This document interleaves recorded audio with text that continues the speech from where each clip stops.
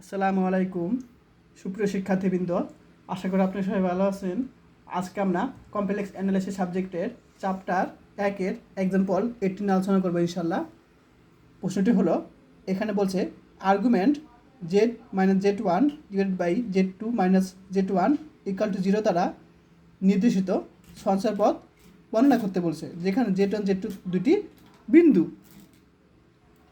তো আমাদের কোশ্চেন থেকে দেখা যাচ্ছে যে জেড ওয়ান জেড টু আমাদের কি লাগবে, এবং জেটের মানটা অবশ্যই লাগবে, এবং আমাদের দুইটা বিয়োগ ফল আমাদের লাগবে। তো আমরা প্রথমেই এই অংশগুলো আমরা কাজ করব। তো আমাদের প্রথমে কী লাগবে, জেড লাগবে। তো ধরে নিলাম z equal to x plus i y, z one equal to x one plus i y one, z two equal to x two plus i y two. এখন আমাদের লাগবে কি, জেড মাইনাস জেড ওয়ান, জেটের মান বসালো minus Z ওয়ানের, দেখো সামনে চিহ্নের কারণে প্লাসটা মাইনাস হয়ে গেলো। আবার আমরা যদি ক্যালকুলেশন করি এক্স মাইনাস এক্স ওয়ান, বাস্তব অংশ একসাথে করলাম প্লাস কাল্পনিক অংশ আই, দুটো আই থেকে একটা আই নিলাম, আর এখানে ওয়াই মাইনাস ওয়াই ওয়ান থাকবে। সেমভাবে আমাদের লাগবে কি, x two minus x z two minus z one লাগবে আমাদের। জেড টু মান বসালাম মাইনাস জেড ওয়ান মান বসাই দিলাম। তো সামনে মাইনাসের কারণে এইখানে কী হবে, প্লাসটা মাইনাস হয়ে গেল। এখন z two minus x two minus x one, বাস্তব অংশ একসাথে করলাম প্লাস কাল্পনিক অংশ আই কমন নিলাম, y two minus y one থাকবে। সবাই বুঝতে পারছো? আচ্ছা, তাহলে আমরা কী করলাম, যে দুটো অংশ লাগবে সেগুলো আমি বের করলাম। এখন আমাদের দেওয়া আছে কি, argument z minus z one z two minus z one equal to zero. তো আমরা জানি আর্গুমেন্টের সংজ্ঞা অনুসারে, দেখো আমাদের আর্গুমেন্টের সংজ্ঞা অনুসারে এটা আমরা জানি, argument z one by z two, argument z one minus argument z two, এই সূত্রটা আমরা ইউজ করবো এখন। তাহলে argument z minus z one minus argument z two minus z one.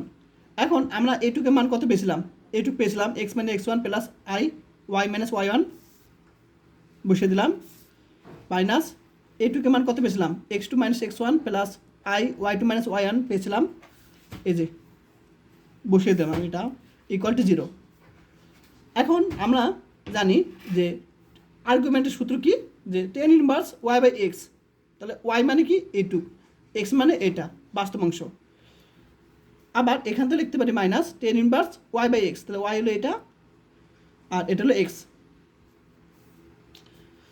এখন আমরা জানি যে tan inverse a minus tan inverse b সূত্র কি, tan inverse a minus tan inverse b এর সূত্র হলো tan inverse a minus b divide by one plus a b, এটা সূত্র। তাহলে আমরা কী করলাম, a minus b divide by one plus a b, এটা সূত্র। এখন টেন ইনভার্স যদি এবার চলে যায়, টেন জিরো হয়ে যাবে, আর টেন জিরো মান কত, জিরো। সবাই বুঝতে পারছো?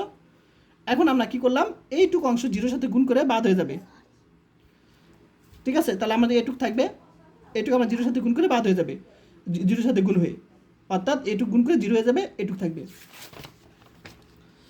জিরো। এখন আমরা কী করলাম, এটা এবার নিয়ে আসলাম, মাইনাসটা প্লাস হয়ে যাবে। এখন আমরা y two minus x one নিচে নিয়ে আসলাম, এক্স মাইনাস এক্স ওয়ান উপরে নিয়ে আসলাম। এখন যে কাজটা করছে সেটা দেখো, এই যে ওয়াই এইটুক, দেখো এইটুক, ঠিক আছে? এইটুক কি y minus y by y two minus y one, আলাদা করলাম এইটুক। আর এখান থেকে আমরা মানে এক্স আর ওয়াই জিনিসটা একসাথে এক পাশে আনবো। এখান থেকে আমরা এইটুক অংশ যখন এ পাশে আনবো মাইনাস হয়ে যাবে, x divide by x two minus x one এ পাশে আনলাম, ইকুয়াল টু এখানে আছে কি, দেখো এখানে আছে কি আমাদের এইটুক অংশ, ঠিক আছে? এইটুক অংশ, তো মাইনাস অংশটা এ পাশে নিয়ে আসলে কী হবে, y one divide by y two minus y one চলে আসবে, অর্থাৎ এইটুক আমরা কী করবো, এ পাশে নিয়ে যাবো। আর এখানে আছে minus x one divide by x two minus x one দেওয়া আছে। সবাই বুঝতে পারছো? জাস্ট আমরা এক্স অংশগুলো একসাথে আনলাম, ওয়াই আর এখানে কি এক্স আর অংশগুলো একসাথে আনলাম। এখন আমরা যে কাজটা করবো সেটা হলো পজিটিভ আনবো। তো পজিটিভ আনবো কীভাবে? x1টা আমরা সামনে নিয়ে আসবো, x2 পরে নিয়ে আসবো, তো সামনে একটা মাইনাস হবে, সামনে মাইনাস হবে, সে মাইনাস আমি মাইনাস প্লাস। সেমভাবে x1 সামনে আনবো, x2 পরে নিয়ে আসবো, সামনে একটা মাইনাস হবে, সে মাইনাস এই মাইনাস প্লাস। এখন যে কাজটা করেছি লসগু করেছি, এটুকু লসগু করেছি আমরা।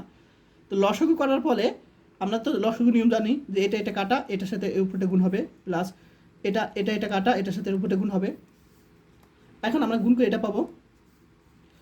সবাই বুঝতে পেরেছো? এটুকু আমরা ক্যালকুলেশন করলাম। এখন আমাদের সংসার পথ বের করার জন্য একটু কাজ করতে হবে সেটা। তো আমি কি করলাম সেটা হলো x1 minus x2 y1 minus y2 আমরা এইগুলোর সাথে গুণ করলাম, অর্থাৎ প্রথমে এটার সাথে এটা গুণ করলাম, এটার সাথে এটা গুণ করলাম, কারণ এই অংশটা এটার সাথে গুণ আকার চলে যায় প্রত্যেকটা অংশের সাথে। তাহলে আমরা কী করলাম, এইটুকু অংশ এটার সাথে আমরা দেখো গুণ করলাম, প্লাস এইটুকু অংশ আমাদের এক্সের সাথে গুণ করলাম। আবার এই উপর অংশটা আমরা নিচে চলে যায়, এই উপর অংশটুকু আমরা এটার সাথে গুণ করলাম, আবার উপর অংশটা আমরা এটার সাথে গুণ করলাম। সবাই বুঝতে পারছো? x1 y2 minus x2 y1। আশা করি সবাই ক্লিয়ার। তাহলে আমরা a2 উপর এই কোনাকুনি গুণ করলাম, আর এটা আমরা এই পাশে গুণ করলাম, আর এখানে কি থাকবে তাহলে 1 থাকবে, এখানে কিছু না মানে 1 থাকবে। এখন আমাদের একটা কি সংসার পদ আকার আনতে হবে, যে কীরকম সেটা উপবৃত্ত না অধিবৃত্ত এরকম আকার আনতে হবে। তো আমরা কি করলাম সেটা হলো যে এই অংশটা দেখো কাটাকাটি যায়, এটুকু একটু কাটাকাটি যায়, তো আমরা এই x1 মাইনাস x2 এটা আমরা উল্টে এ পাশে চলে যাবে বাঁকাকাটি, প্লাস এটুকু একটু কাটাকাটি যায়, y2 মাইনাস y1 থাকে, সেটা আবার উল্টে এ পাশে চলে যাবে, আবার উল্টে গেলে এটাই পাবো, উল্টে গেলে আবার এটাই পাবো, সেম জিনিস আমরা ইকুয়াল টু 1 লিখতে পারি। তো আশা করি সবাই এ পর্যন্ত বুঝতে পারছো। এখন আমরা কি করলাম, সাজালাম, অর্থাৎ এক্স অংশটা, তো দেখো তাহলে আমরা এই অংশটা আমি এই পাশে আনলাম, এই অংশটা আমি এই পাশে আনলাম, তাহলে আমাদের এরকম চলে আসবে। তো এটা একটা কার সমীকরণ? এটা অবশ্যই একটি সরলরেখার সমীকরণ আকার চলে আসছে। অর্থাৎ এত দ্বারা আমরা যে সংসার পথটা পেলাম সেটা কি সরলরেখা, এটা সমাধান। এটা যদি প্রশ্ন আসে ইনশাআল্লাহ 10 মার্কে চলে আসবে। তো আজকে আর সে পর্যন্তই। আর যারা এখন আমি ইউটিউব চ্যানেলটি সাবস্ক্রাইব করে নাই তারা অবশ্যই করে দিও আর বেশি বেশি ক্লাস পাওয়ার জন্য।